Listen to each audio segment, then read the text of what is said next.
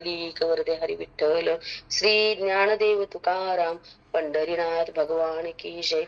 माऊली ज्ञानेश्वर महाराज की जय. जगद्गुरु श्री संत तुकाराम महाराज की जय. शांती ब्रह्म एकनाथ महाराज की जय. आद्य गुरु शंकराचार्य भगवान की जय. गोपाल कृष्ण भगवान की जय. श्री कृष्णार्पणमस्तु. श्री गुरुचरण विंदार्पणमस्तु. रामकृष्ण हरी. रामकृष्ण हरी आबा. रामकृष्ण.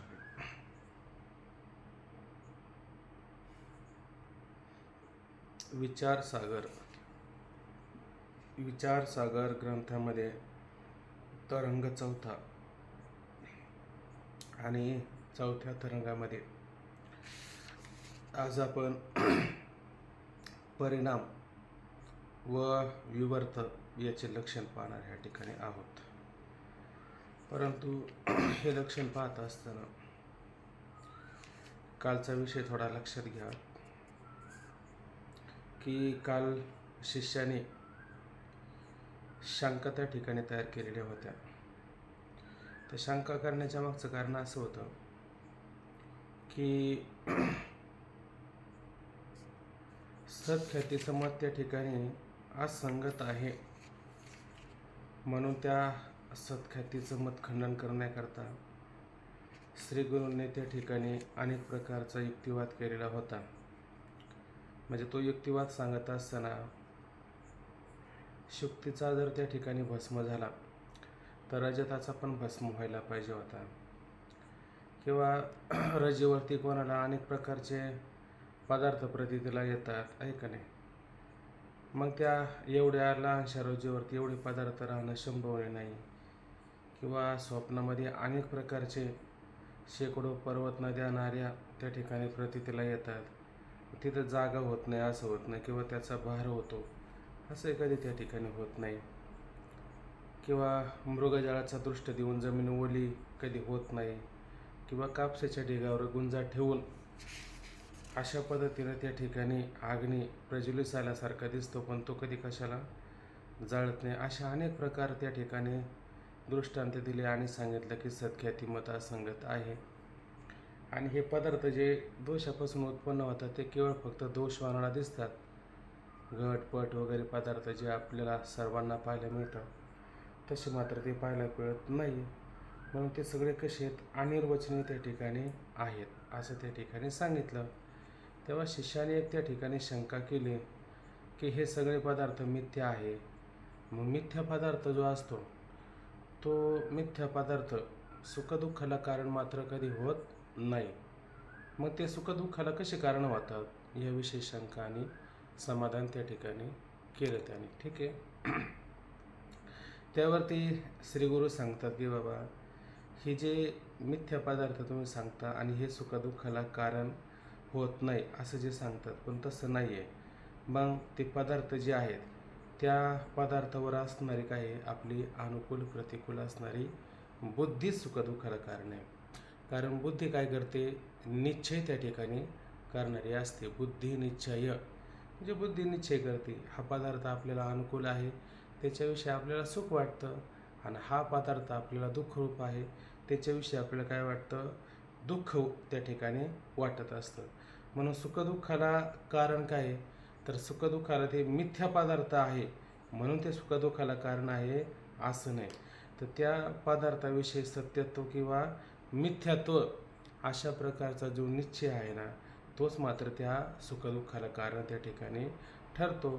तर उदाहरण देऊन सांगितलं की नाटकं आपण पाहतो तर ते नाटकं काही सत्य असतात का, नाटकं त्या ठिकाणी मिथ्याच असतात.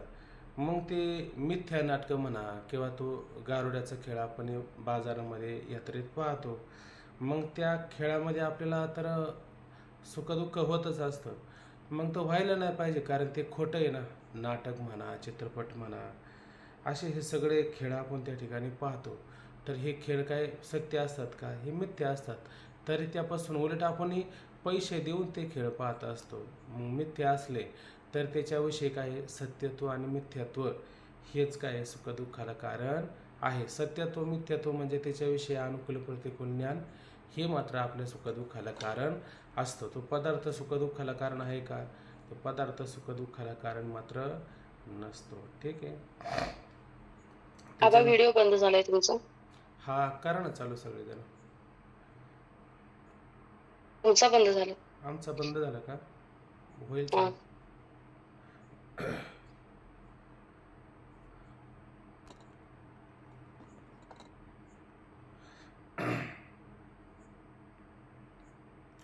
अनिर्वचनीय ख्यातीविषयी शंका व समाधान.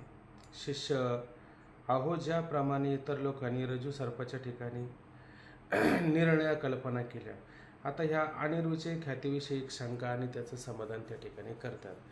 की काय करतात की रज्जूवर सर्प भासला. मग तो रज्जूवर सर्प कशा प्रकारे भासला, तर त्या लोकांनी काय केलं, निरनिराळ्या ख्यात्या त्या ठिकाणी वर्णन करून सांगितल्या. कोणी असत ख्याती सांगितली, कोणी आत्मख्याती सांगितली, कोणी अन्यथा ख्याती सांगितली, कोणी अख्याती, कोणी सत्ख्याती, अशा वेगवेगळ्या ख्यात्या सांगितल्या. वेदांत मताने आपली ख्याती सांगितली. वेदांत मताने कोणती ख्याती सांगितली, तर वेदांत मताने त्या ठिकाणी सत्ख्यातीचा विचार त्या ठिकाणी केला. आणि बघ वेदांत मताची ही सत्ख्याती जरा पडताळून हाय का, जागे आहे सगळ्यांना? अनिर्वचनीय खाते ख्याती नाही सांगितली. हा मी तेच म्हणलं तुम्ही. अनिर्वचनीय. हा मग जागे हे कळतं आपल्याला, बरोबर आहे. अनिर्वचनीय ख्याती त्या ठिकाणी सांगितली, बरोबर आहे की नाही? मग आता हे अनिर्वचनीय ख्याती त्या ठिकाणी सांगितली, पण तिला पडताळून पाहण्याकरता काहीतरी आपल्याला त्या ठिकाणी दृष्टांत काहीतरी एक निर्माण केलं पाहिजे. तर त्या ख्यातीला आपण त्यांनी काय करू शकतो, पडताळून पाहू शकतो. मग कोणता उपाय त्यांनी त्या ठिकाणी सांगितला अनुभव, तर म्हणले स्वप्नाचा अनुभव त्या ठिकाणी आहे. तर स्वप्नाचा अनुभव सांगत असताना स्वप्नामध्ये आपली अंतःकरणाची वृत्ती शरीराच्या बाहेर जाते का शरीराच्या आतच असते, तर ती अंतःकरणाची वृत्ती शरीराच्या आत असते. आत असते ठिकाणी असते, बरोबर आहे की नाही? मग ती शरीराच्या आत असते आणि शरीराच्या आतमध्ये काय आहे, अंतःकरण. आणि त्या अंतःकरण उपही साक्षी चैतन्य आहे की नाही, तर त्या साक्षी चैतन्याच्या ठिकाणी आश्रित काय आहे, आश्रयाला कोण आलेली आहे, तर ती अविद्या असते. आणि त्या अविद्या कशी असते, तर त्रिगुणात्मक असते. तिचा सत्वगुण कशाला कारण ठरतो आणि ज्ञानगुण कशाला कारण ठरतो असतो. आपलं सत्वगुण कशाला कारण ठरतो, तर ज्ञानाला कारण ठरतो. आणि तमगुण कशाला ठरतो, तो ते अनिर्वचनीय पदार्थ उत्पन्न होण्याला कारण ठरत असतो. ठीक आहे. म्हणजे त्या अविद्येच्या सापेक्ष असणारा तमगुण काय करतो, की ते स्वप्न जे पडतं आपल्याला त्याचे पदार्थ उत्पन्न तमगुण करत असतो. आणि ते पदार्थ जे उत्पन्न होतात त्या पदार्थाचं ज्ञान कशाने होतं, तर सत्वगुणापासून त्या पदार्थाचं ज्ञान होत असतं. आता या ठिकाणी स्वप्न पदार्थाचं किंवा स्वप्नाचा जर अनुभव सांगायचा जर झाला, तर इथं बाकीच्या ख्यात्यांचा जर विचार करायला झाला, तर बाकींचा ख्यात्यांचा विचार स्वप्नातल्या पदार्थांची संगती लावण्याकरता होऊ शकतो का, तर होऊ शकत नाही. मग स्वप्न पदार्थाची संगती लावण्याकरता या ठिकाणी केवळ अनिर्वचनीय ख्यातीचं या ठिकाणी उपयोगी होऊ शकते. दुसरी या ठिकाणी ख्याती म्हणता येणार नाही.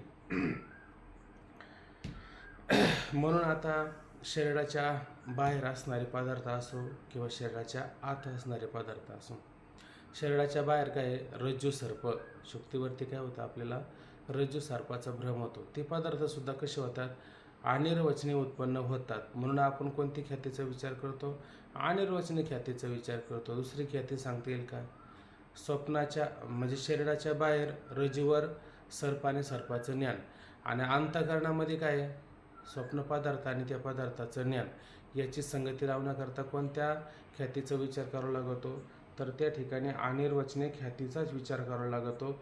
इतर मात्र ख्यात्यांचा विचार होऊ शकत नाही. म्हणून सर्व अनिर्वचनीय पदार्थ हे कसे आहेत, साक्षी भाष्य आहे.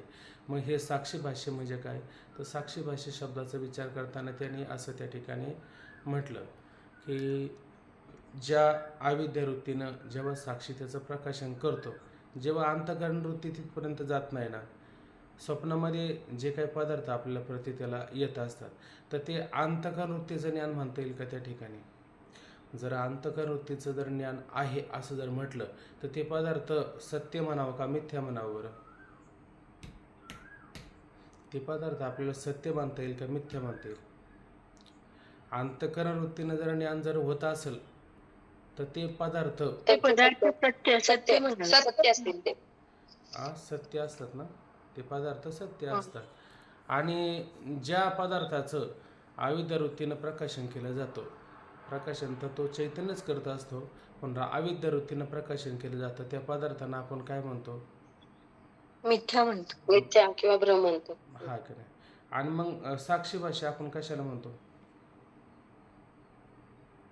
मिथ्या पदार्थांना साक्षी भाषा म्हणतो. आ तर ते अविद्या वृत्तीने प्रकाशन केले ज्या जातात ना. पदार्थाचं अविद्या वृत्तीनं प्रकाशन केलं जातं त्याला आपण साक्षी भाषा असं त्या ठिकाणी म्हणत असतो. ठीक आहे.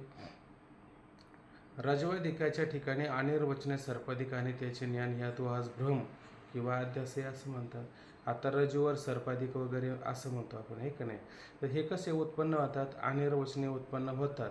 आणि तो पदार्थ आणि त्या पदार्थाचं असणारं ज्ञान, आहे का नाही, ते पदार्थ कसे आहेत? मिथ्य आहे. त्याचं ज्ञानसुद्धा कसं आहे? मिथ्य आहे. त्याला शास्त्रीय पारिभाषिक शब्दात काय म्हणतो आपण? पदार्थ आणि त्या पदार्थाच्या ज्ञानाला आपण शास्त्रीय पारिभाषिक शब्दात काय म्हणतो? भ्रम. भ्रम म्हणतो, किंवा त्यालाच आपण अध्यास असं त्या ठिकाणी म्हणत असतो, आहे का नाही. म्हणून आता आपण इथपर्यंत काय पाहिलं की तो पदार्थ उत्पन्न झाला आणि तो पदार्थ उत्पन्न झाला आणि त्याचं ज्ञानही त्या ठिकाणी निर्माण झालं. कसं काय ज्ञान निर्माण झालं? तर आता ही आपली अंतःकरणाची वृत्ती आहे का नाही, रजेवर सर्प भासला, ठीक आहे, इथपर्यंत लक्षात आलं. आणि तिथं आता अंतःकरणाची वृत्ती जाते का त्याचं ज्ञान करण्याकरता? जात नाही. आणि मग ते काय होतं की त्या चैतन्य आश्रित असणारी अविद्या, आहे का नाही, आणि ती अविद्याच काय करते, त्या ठिकाणी वृत्ती न गेल्यामुळं तिच्या ठिकाणी काय होतो? शोभ होतो किंवा विकार होतो. मग ती अविद्याच काय करते, ते अज्ञानच काय करतं?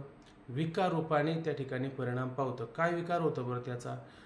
जसं दुधामध्ये आपण विरजन घातलं तर त्याच्यामध्ये विकार तयार होतं का? दुधाचा काय परिणाम होतो जर विरजन घातलं त्याच्यामध्ये? तर दही बनतो. मग दूध हे दुधाचं काय होतं? दही होतं. मग दुधावरती परिणाम झाला का? दुधाचाच परिणाम दही झालं ना. दुधाचाच परिणाम त्या ठिकाणी दही असं त्या ठिकाणी म्हणू शकतो आपण. म्हणून अविद्येचा काय होत असतो? नेहमी अशा पद्धतीनं परिणाम होत असतो. आणि अविद्येचा परिणाम होतो हे इथपर्यंत कळलं. पण आपल्याला पुढे एक मुद्दा पाहिजे आहे, चैतन्याचा विवर्त. हा पण त्या ठिकाणी एक विषय आपल्याला पाहायचा. म्हणजे आतापर्यंत आपल्याला अविद्येचा परिणाम हे कळालं ना सगळ्यांना. अविद्येचा परिणाम कसा असतो नाही कळालं.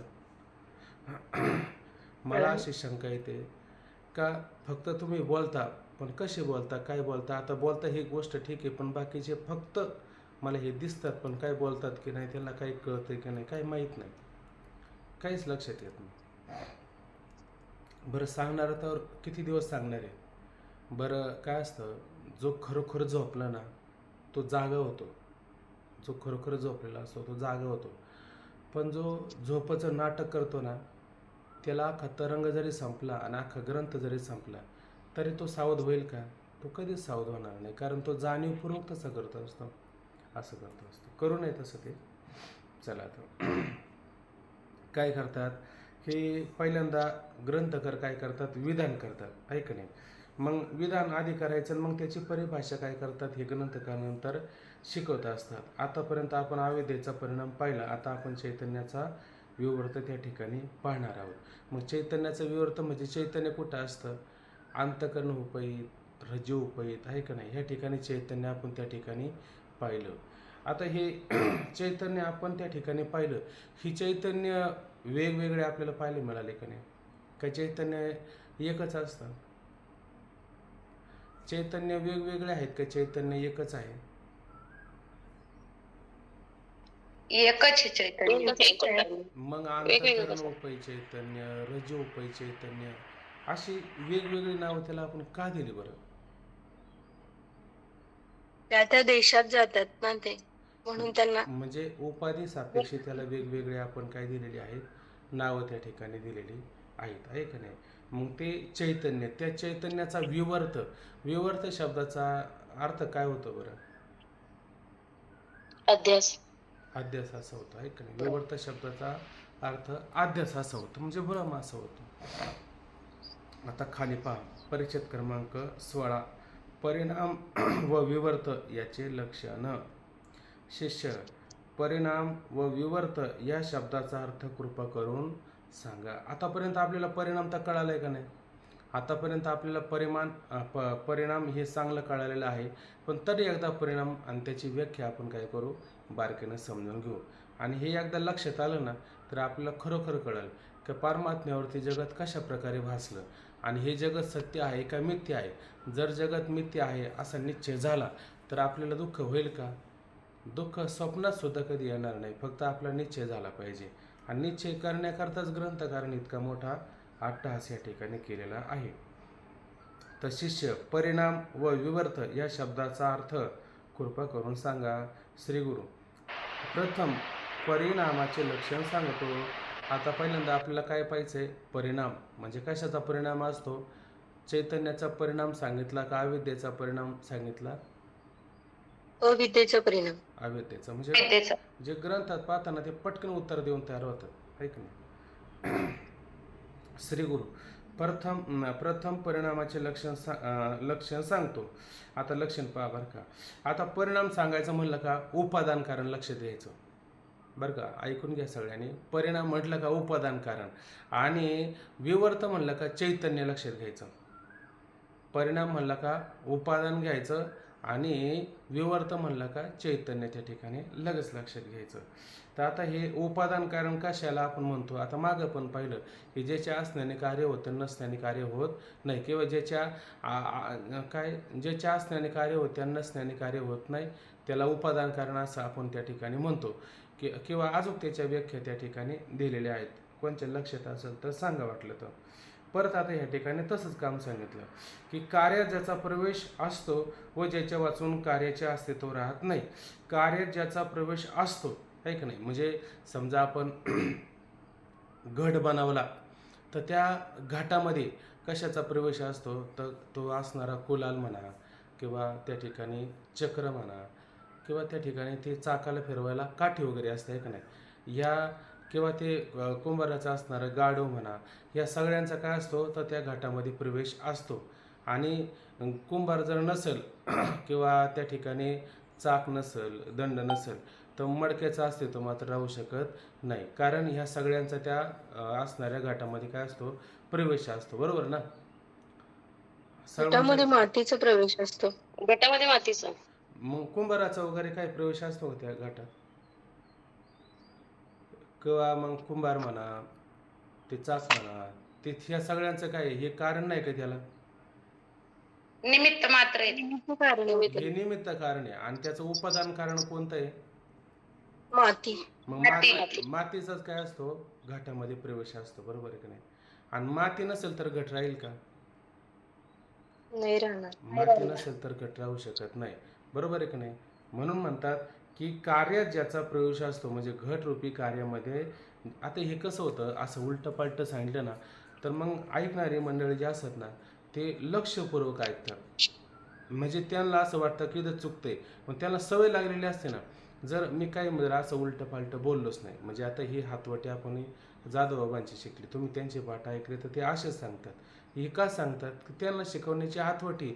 मग ते पुढे गेले, त्यांचा शोधित मार्ग. आपण तशाच पद्धतीनं सांगितलं की सगळ्याला काय होतं हे लक्षात येऊन जातं.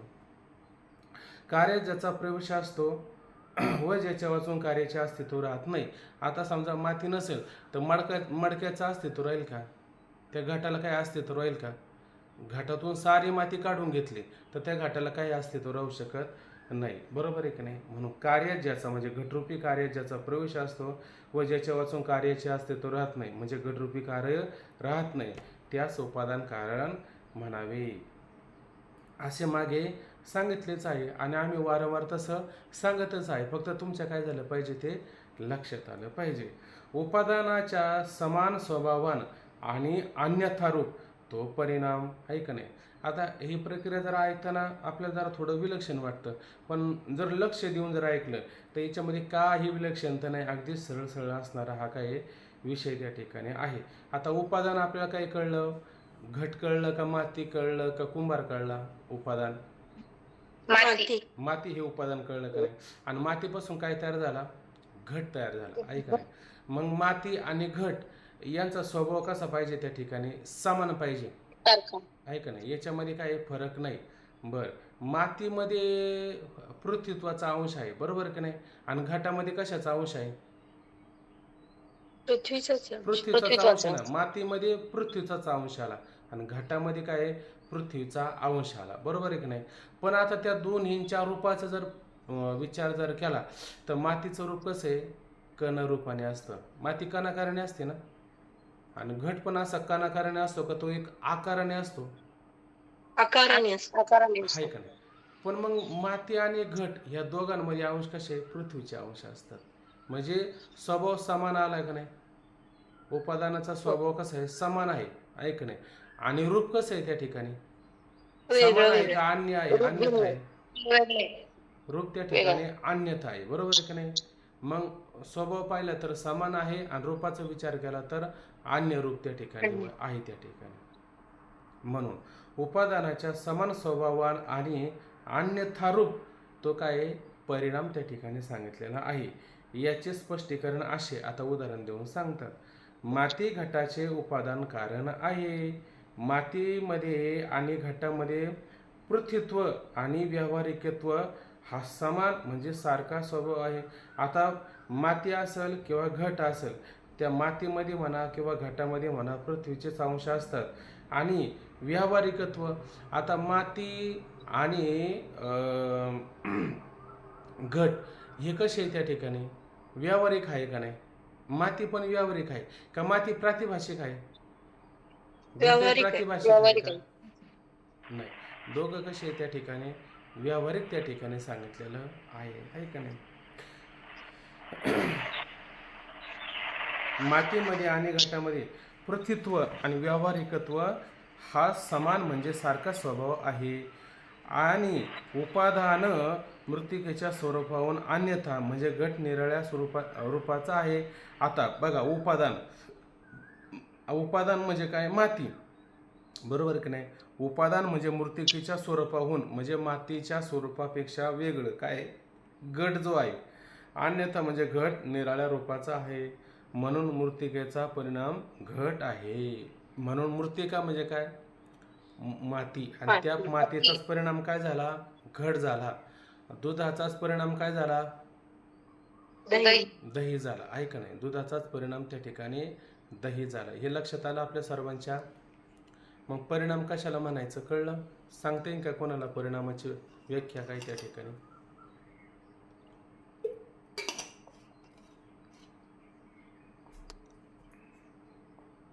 परिणामाची व्याख्या नाही लक्षात राहिली? उपादानाच्या समान स्वभावान आणि अन्यथा रूप तो परिणाम असतो, आहे का नाही? आता हे आपण सांगितलं. आपल्याला आता काय पाहिजे? अविद्येचा परिणाम हा पण आपल्या लक्षात आला पाहिजे का नाही? अविद्येचा परिणाम. आता आपण काय करू? पुढच्या परिचित म्हणजे पान नंबर 97 वरती तो मुद्दा येईल.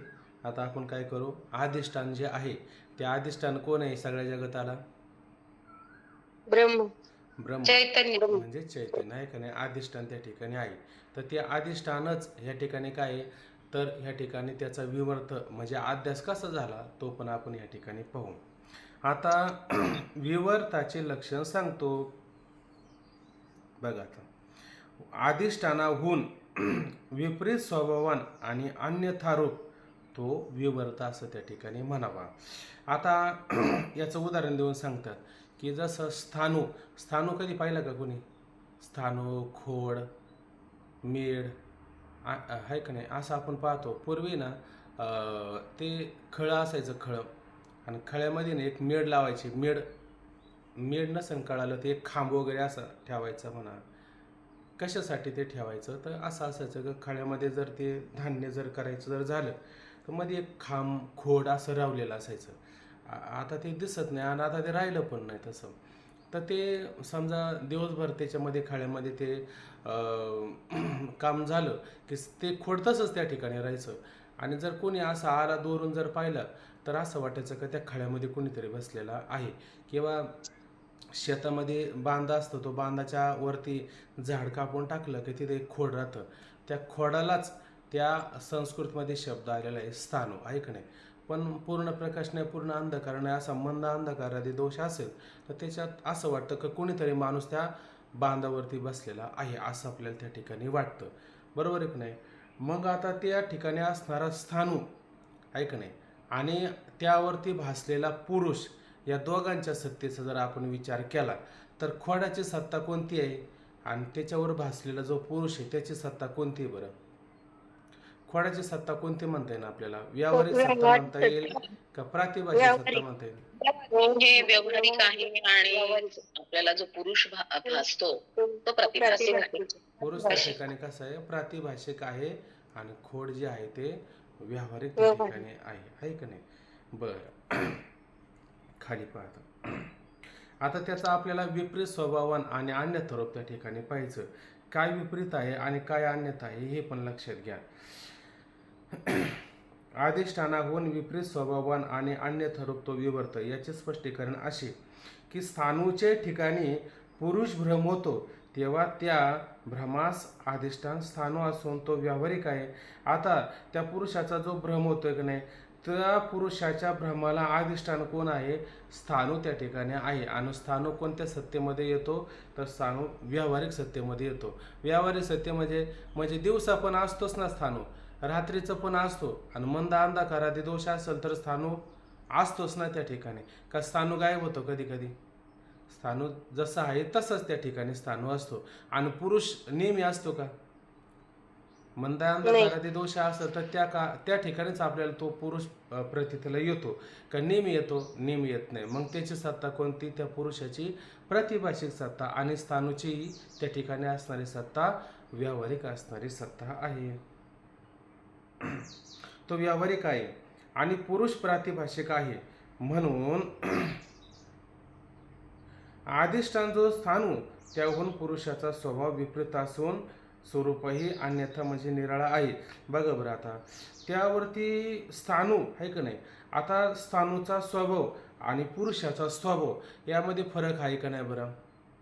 स्थाणू काय होतं? थोडा वेळ थोडं कंटाळा आला का थोडा फिरून वगैरे येतो, कारण त्याला त्या खोडावर जाऊन बांधावर जाऊन बसायचं असतं ना संध्याकाळच्या वेळेला. मग तो फिरून येतो. कधी कधी त्या पुरुषात त्या स्थाणूचं कधी लग्न वगैरे काही काम वगैरे करून येत असतो का तो आहे तिथंच असतो स्थाणू? तो जात नाही, आहे का नाही? आणि पुरुष असतो, त्या पुरुषाचं लग्न वगैरे होतं, त्याला मुलं बाळ वगैरे असतात, आहे का नाही? कधी कधी रुसून बांधाच्या खोडावर येऊन बसतो, असं कधी होत नाही, आहे का नाही? तर त्या पुरुषाचा आणि स्थाणूचा स्वभाव पाहायला गेलं तर किती फरक आहे बरं?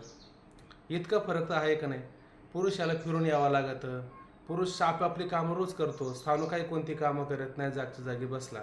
मग आता अधिष्ठान कोण? त्या पुरुषाला स्थाणूच आहे ना, आहे का नाही? पण स्थाणूत आणि त्या पुरुषामध्ये फरक आहे का नाही? स्थाणूत आणि त्या पुरुषामध्ये अशा पद्धतीचा फरक असतो. मग अधिष्ठानाच्या काय म्हणलं त्याने? विपरीत स्वभावान. स्थाणूचा स्वभाव बघा बरं आणि पुरुषाचा स्वभाव बघा बरं. स्थाणू जागेवरती आहे आणि पुरुष मात्र येणारा जाणारा त्या ठिकाणी आहे. तसं आता हे ब्रह्म हे कधी येतं जातं का कुठं? आज ब्रह्म अमेरिकेला गेलं, आज भारतात आलं, नंतर त्या ग्रहावर गेलं, नंतर ह्या ग्रहावर गेलं. का देव आहे तैसा आहे? देव जसा आहे तसा त्या ठिकाणी असतोच, आहे का नाही? उदाहरण लक्षात घेण्याकरता मग त्याच्यावरती भासलेला हा जीव हा स्वतःला काय म्हणतो बरं? मी मनुष्य आहे, मी ब्राह्मण आहे, मी क्षत्रिय आहे, मी वैश्य आहे, आहे का नाही? मग ह्या जीवाचा आणि त्या ब्रह्माच्या स्वरूपामध्ये फरक आहे का नाही? मग हा विपरीत स्वभावानं आहे का नाही? डोंगरातला सिंह, गुहेतला सिंह, आहे का नाही? आणि मेंढ्याच्या कळपातला सिंह, मेंढ्यातला कळपातला सिंह काय म्हणायचा? मी मेंढा आहे का नाही? मी मेंढा आहे म्हणजे मी सगळ्यात मोठा मेंढा आहे. आणि गुहेतला सिंह त्याला काय म्हणायचं? अरे तू मेंढा वगैरे काही नाही आहे, तू कोण आहे? सिंह आहे. पण आता तो मान्यच करत नाही. तो काय म्हणतो? नाही ना बाबा, मी त्या ठिकाणी कसा त्या ठिकाणी सिंह असू शकतो का, आहे का नाही? कारण मी मोठा जरी दिसलो तर मी मोठा मेंढा आहे असं तो स्वतःला म्हणायचं. मग डोंगरातल्या सिंहाने विचार केला, कदाचित लहानपणापासून याच्यावरती काय संस्कार झालेले. कशाचे? मेंढा मेंढा म्हणण्याचे याच्यावर काही झालेले संस्कार झालेले. म्हणून तो मान्य करत होता का? मान्यच करत नव्हता. मग त्याला काय सांगितलं की तू आरोळी दे, म्हणजे डारकाळी फोड. त्याने डारकाळी फोडली, मेंढ्या सगळ्या पळून गेल्या.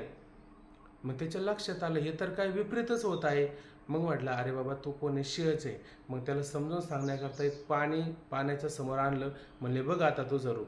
त्या मेंढ्यांची असणारी शेपटी पहा, तुझी शेपटी पहा, त्या मेंढ्यांची तोंड पहा, तुझं तोंड पहा, तुला आयल वगैरे, तुझं शरीर केवढे आहे का नाही. असं पाहिल्याच्या नंतर मग त्याला कळालं अरे बाप रे बाप, मी तर खरोखर शिळ आहे का नाही. मी तर काय मेंढा नाही. पण आतापर्यंत वाटत नव्हतं का? वाटत होतं. तसं हा जीव काय, तुका म्हणे कैचे किंवा कोठे जीव निराळा, हा जीव मुळात ब्रह्मरूप आहे का नाही. पण त्याला वाटतं का तसं. तो स्वतःला काय म्हणायचा, मी मनुष्य आहे, मी गरीब आहे, मी ब्राह्मण आहे, मी शूद्र आहे, मी वैश्य आहे. आता ब्रह्माच्या ठिकाणी हे गुण आहेत का? पण ब्रह्मापेक्षा हे विपरीत झाले का नाही, चैतन्यापेक्षा हे विपरीत झाले का नाही. हा, हे जसे विपरीत आहे तसं स्थानूवार पुरुष कसा आहे, विपरीत स्वभावान त्या ठिकाणी आहे. लक्षात आलं.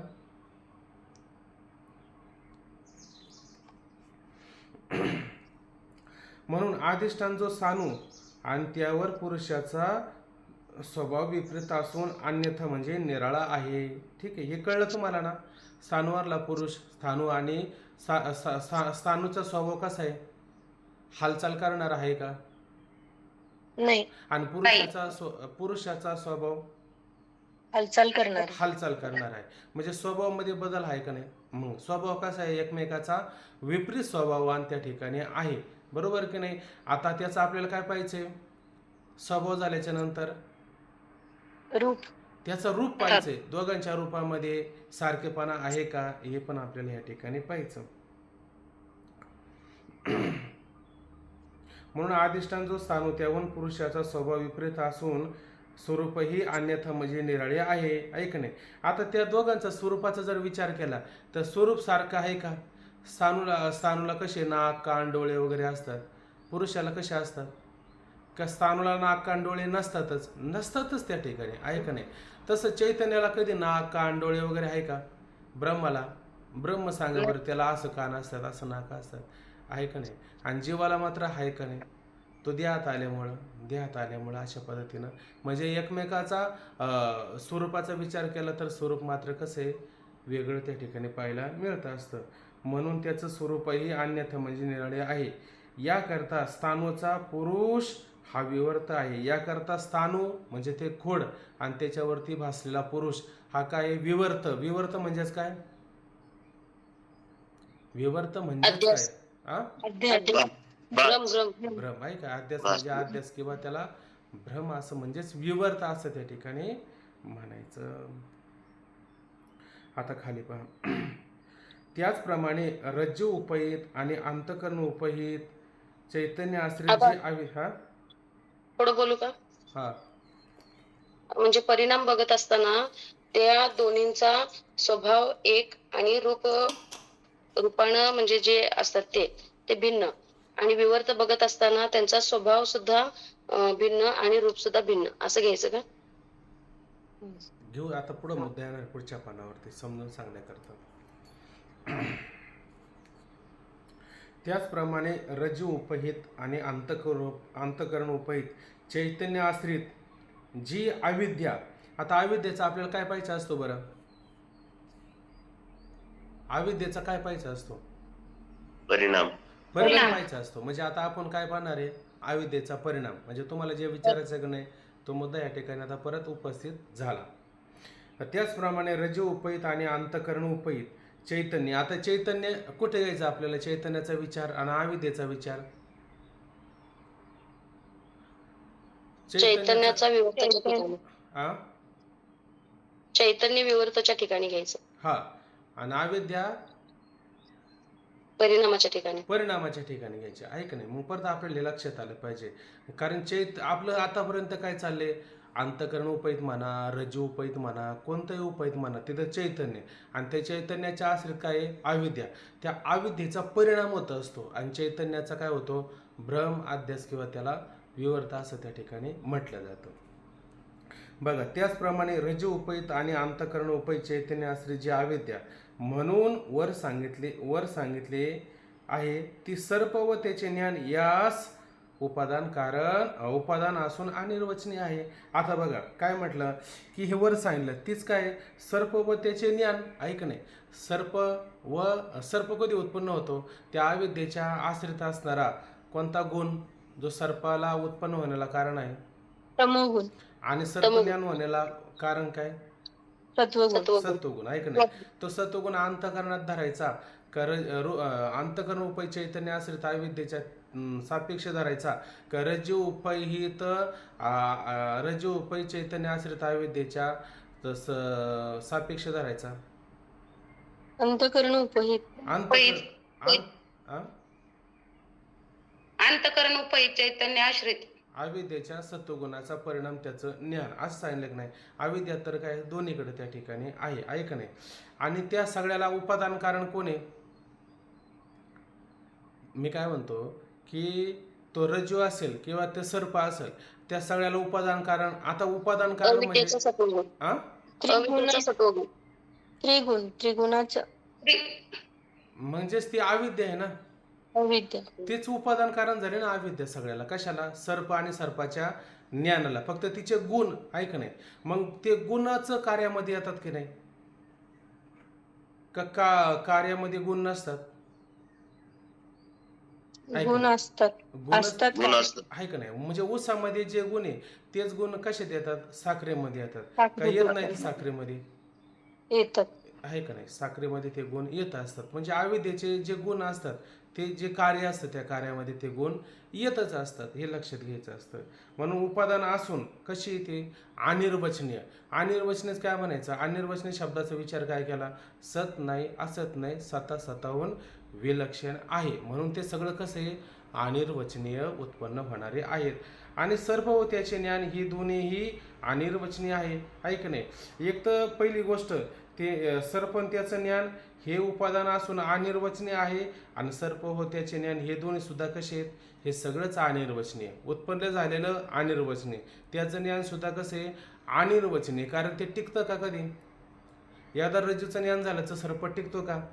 आणि सर्प नाही टिकलं म्हणजे त्याचं ज्ञान टिकतं का? ते पण टिकत नाही. मग याचा अर्थ हे सगळं कसं झालं? हे सारं अनिर्वचनीय. आता तुम्हाला फार एक किचकट वाटत असेल, फार कठीण वाटत असेल, असं असतं. पहिल्यांदा ग्रंथ लक्षात घेतला म्हणजे सगळंच कळतं असं नाही. लोक हे करताना कितीतरी 10-10, 20-20 वेळा ह्या ग्रंथाचं लोकांनी अध्ययन केलं, वाचन केलं, पाठ ऐकले, तेव्हा त्यांना हा ग्रंथ कळाला. आपण फक्त म्हणतो सामान्य. आपल्याला हा ग्रंथ झाला का आजू कोणता वाचू? एक वाचा, नीट वाचा. थोडे आहे चित्तसाह्य झाले, एकातच सगळं काम होतं असतो. किती जरी ग्रंथ वाचले तर सगळ्याच ग्रंथाचं तात्पर्य काय? हेच आहे, ब्रह्म सत्य जगन मिथ्या. 60 ग्रंथ वाचले तर ते काय सांगणार आहे? ब्रह्म सत्य जगन मिथ्या. प्रक्रिया काय वेगवेगळ्या आहे. आपल्याला पंढरपूरला जायचंय आणि मार्ग किती अनेक आहे, पण गंतव्यस्थान काय? एकच आहे. काय? ब्रह्म सत्य जगन मिथ्या, एवढंच करायचंय. तसं ह्या प्रक्रिया कसं आहे विचारसागरामध्ये अगदी सोपे आणि सहज करून दिलेल्या या ठिकाणी आहेत. म्हणून थोडं जर कठीण वाटत असेल तर आपण काय करायचं? पाठ झालं ना परत वाचून काढायचं. बुवा नक्की याच्यामध्ये हा मुद्दा कसा याने सांगितलं म्हणजे फार चांगलं सांगता येतं असं नाही, पण जसं सांगता येतं तसं सांगतो. बघा आता म्हणून उपादान जी अविद्या तिच्या समान स्वभावान आहेत, परंतु अविद्या होऊन अन्यथा रूप म्हणजे निराळ्या स्वरूपाचे आहेत. ऐकणे. आता पहा, ही अविद्या अव्यक्त रूपाने असते का व्यक्त रूपाने असते? बरं, अविद्या आकाराने आहे का निराकार रूपाने आहेत? खरं पाहिजे आहे का नाही? म्हणजे अविद्या बघा ती कशी आहे? अव्यक्त त्या ठिकाणी आहे. आणि त्याच्यापासून उत्पन्न झालेले पदार्थ हे तर मात्र व्यक्त आहे का नाही? हे मात्र व्यक्त त्या ठिकाणी आहेत. ऐकणे. आणि अव्यक्त असणारी अविद्या तिचेच गुण सर्प आणि सर्पाचं ज्ञान आहे का नाही?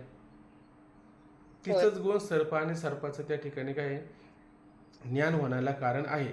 म्हणून त्या सगळ्याला उपादान कारण कोण ठरली? ही अविद्या उपादान कारण ठरली. म्हणून उपादान जी अविद्या तिच्या समान स्वभावान आहे, परंतु समान स्वभावाने हे कळलं आपल्याला, कारण अविद्येचेच गुण कशात आलेले आहे?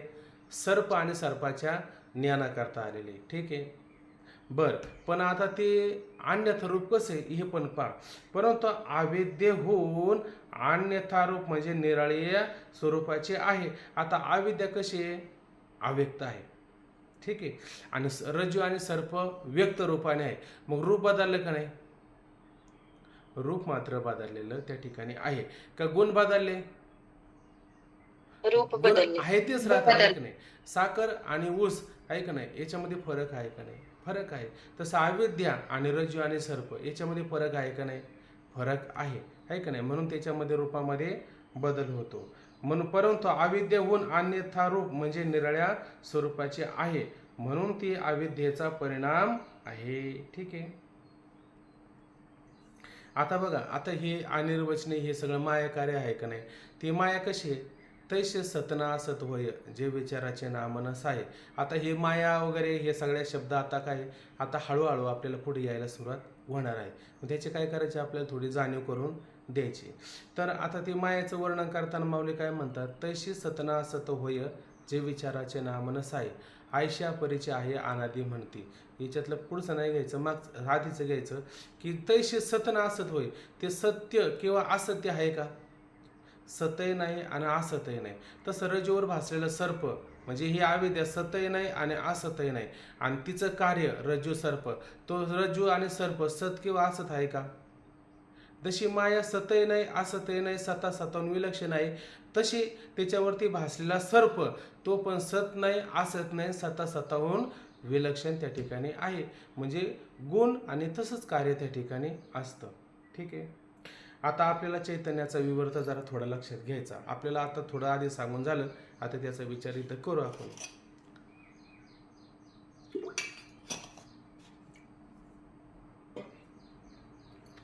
सर्प व त्याचे ज्ञान या साधिष्ठान रज उपयी चैतन्य आणि अंतकरण उपयी चैतन्य असून ते सत्स्वरूप आहे. बघा, आता जो सर्प उत्पन्न झाला, ठीक आहे, आणि त्याचं ज्ञान उत्पन्न झालं, या सगळ्याला अधिष्ठान कारण कोण होतं? या सगळ्याला आदि रज्जू आणि सर्प याला अधिष्ठान कारण अविद्या होते का चैतन्यच होतं? चैतन्यच होतं. चैतन्यच होतं, आहे का नाही? चैतन्यच त्या ठिकाणी होतं. मग चैतन्य काय खरं? अधिष्ठान त्या ठिकाणी आहे. ठीक आहे ना? आता ते चैतन्य कुठं सांगितलं? तर रज्जू उपय चैतन्य आणि अंतकरण उपय चैतन्य, आहे का नाही? आणि ते चैतन्य मिथ्य आहे का सत्य आहे? सत्यच आहे. चैतन्य त्या ठिकाणी कसं असतं? सत्स्वरूप आहे. म्हणजे ते चैतन्य असून ते सत्स्वरूप आहे. व सर्प हे त्याचे सर्प व त्याचे ज्ञान ही मात्र मिथ्य आहे, आहे का नाही?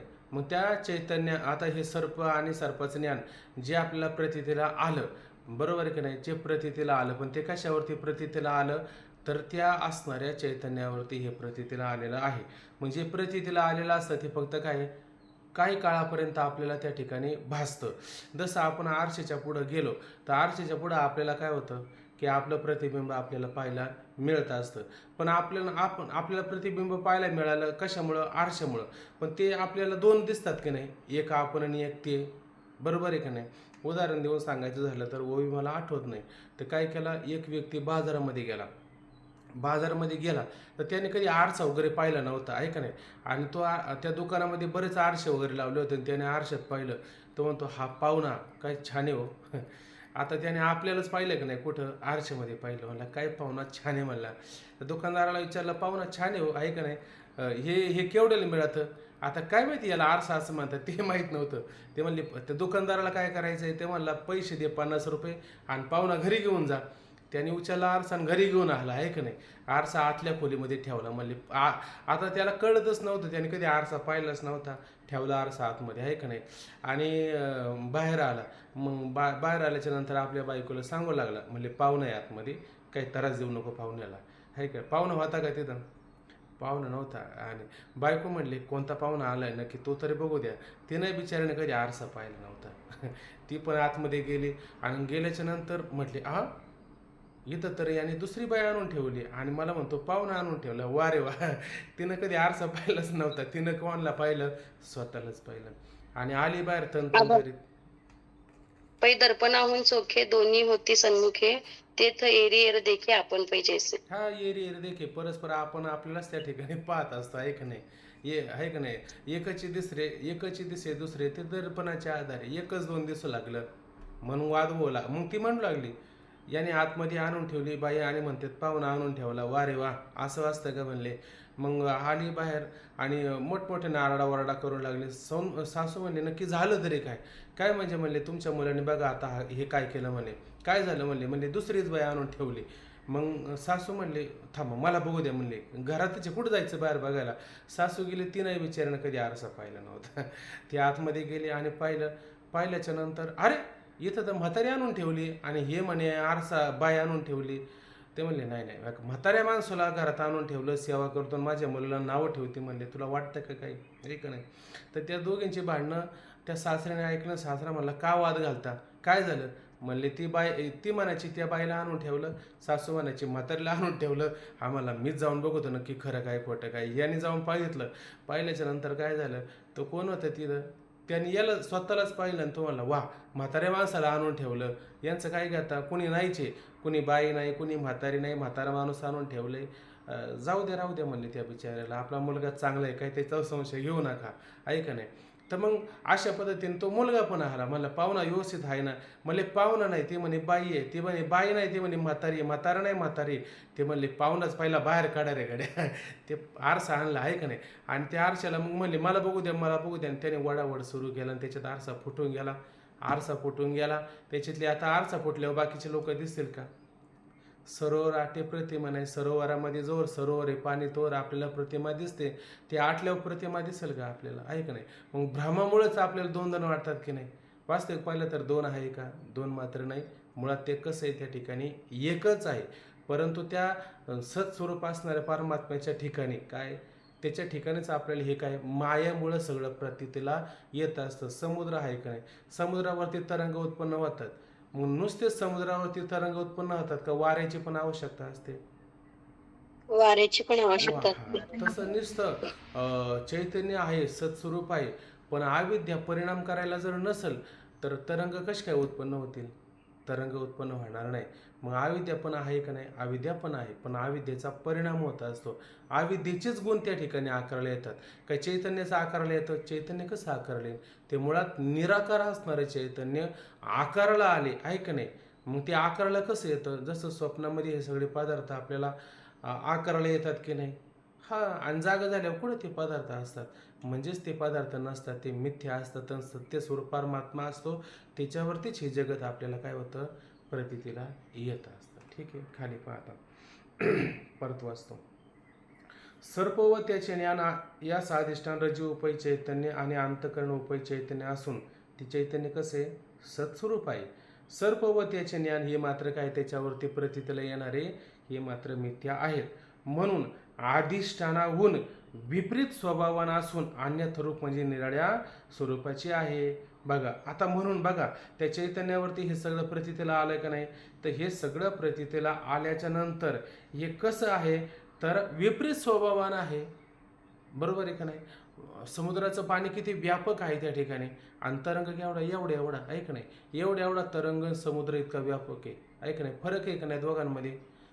तरंगामध्ये आपण काय बुडून जाऊ का, आपण समुद्रामध्ये बुडून जाऊ शकतो की नाही. म्हणजे अशा पद्धतीने काय याच्यामध्ये फरक आहे, विपरीत येते, आहे का नाही. म्हणजे हे तंतोतंत बसतं असं नाही, पण वेगळं पण एखादा दृष्टांत आला तर तो तंतोतंत या ठिकाणी येऊ शकतो. मग अधिष्ठानाहून विपरीत स्वभावानं असून म्हणजे ते चैतन्य आणि त्याच्यावरती सर्प आणि सर्पाचं ज्ञान, आहे का नाही. हे कसं आहे त्या ठिकाणी विपरीतच आहे का नाही. हे मात्र विपरीत त्या ठिकाणी आहेत असून आता चैतन्याला कोणता आकार नाही आणि त्याच्यावरती सर्प, त्या सर्पाचं ज्ञान, आहे का नाही. तर सर्पाला आकार आलाय का नाही, आपल्या देहाला आकार आलाय का नाही, आकार त्या ठिकाणी आलेला आहे. म्हणून कसं झालं, अन्यथा रूप झालं. आणि निराळ स्वरूपाचे आहे. स्वरूप कसं आहे त्या ठिकाणी, एकमेकाचं स्वरूप मात्र कसं आहे, निराळं आहे. म्हणून सर्प व त्याचे ज्ञान हे चैतन्याचे काय विवर्त आहे. सर्प म्हणा किंवा त्याचं ज्ञान म्हणा, हे कसं आहे चैतन्य. कोणतं चैतन्य, सर्प आणि ज्ञान. सर्प आणि ज्ञानाला कोणतं चैतन्य सांगितलं आपण, रजोपैत चैतन्य आहे का नाही, किंवा अंतकरण उपय चैतन्य, आहे का नाही. हेच त्या सर्पाला आणि सर्पाच्या ज्ञानाला कारण त्या ठिकाणी आहे. तोच काय झाला त्या ठिकाणी चैतन्याचा विवर्त झाला. आणि आता बघा, परिणाम सांगायच्या वेळी पुढचा मुद्दा घ्या. परिणाम सांगायच्या वेळी उपादानाच्या समान स्वभावान. आता आपण परिणाम पाहिला, कशाचा परिणाम पाहतो आपण, अविद्येचा परिणाम अविद्येचा आणि चैतन्याचा विवर्त. आता परिणाम सांगायचं म्हणलं तर काय करायचं, दोन्ही ठिकाणी एकच शब्द आलेला आहे, अन्यथा रूप अन्यथा रूप, आहे का नाही. मग आता आपल्याला परिणाम पाहायचा असतो त्यावेळेस आपण काय करायचा, तर अविद्येचा परिणाम सांगायचा, आणि विवर्त पाहायचा असेल तर चैतन्याचा विवर्त पाहायचा, बरोबर आहे का नाही. मग अविद्या हे काय, अधिष्ठान आहे का उपादान आहे बरं. उपादान आहे. अविद्या या ठिकाणी काय, उपादान त्या ठिकाणी आहे का नाही. मग ते अविद्या म्हणजे उपादान आहे, त्या उपादानाच्या समान स्वभावान आणि अन्यथा रूप विवर्त सांगताना पण आहे का नाही. विवर्ताचा विचार करताना अन्यथा रूप खालचं न वरचं सारखंच आहे का, बदलले काही. अहो, उपादानाच्या समान स्वभावान अन्यथा रूप, ठीक आहे, आणि अधिष्ठानाच्या विपरीत स्वभावान आणि अन्यथा रूप दोन्ही काही एकच आहे ना. अन्यथा रूप दोन्ही काही एकच आहे ना, फक्त फरक काय केला, उपादानाच्या समान स्वभावान. अविद्येचा परिणाम सांगत असताना उपादानाच्या समान स्वभावान आणि अन्यथा रूप त्याचं याचं सारखंच आहे का नाही. म्हणून परिणाम सांगायच्या वेळी उपादानाच्या समान स्वभावान आणि विवर्त सांगायच्या वेळी अधिष्ठानाहून विपरीत स्वभावान असा फरक करावा लागतो. अन्यथा रूप या दोघांच्या लक्षणात समान आहे. अन्यथा रूप काय, चैतन्याचं सांगत असताना अन्यथा रूप आहे का नाही, विवर्त करत असताना चैतन्याचं विवर्त अन्यथा रूप तर तिथं येतं, आणि उपादानाच्या समान स्वभावानं अन्यथा रूप तर तिथं येतं. फक्त अन्यथा रूप काय होतं, एकच राहतं, आणि स्वभावामध्ये विचार जर करायला गेलं उपादानाच्या समान स्वभावान आणि चैतन्याचा विचार करत असताना तर अधिष्ठानाच्या विपरीत स्वभावान. स्वभाव मात्र कसा आहे, काही ठिकाणी समान आहे आणि काही ठिकाणी विपरीत आहे. विपरीत स्वभाव कुठं पाहायला मिळतो आपल्याला, विवर्तामध्ये. विवर्तामध्ये विपरीत स्वभाव, आणि समान स्वभाव आपल्याला कशात पाहायला मिळतो, परिणाम परिणामवादामध्ये. ठीक आहे ना. आता मला असं वाटतंय आपला वेळ होत आला, किती झाले आता, 5:56. ठीक आहे. आता याच्यावरती कोणाला काही शंका आहे का, ह्या मुद्द्यात कोणाला काही शंका आहे का.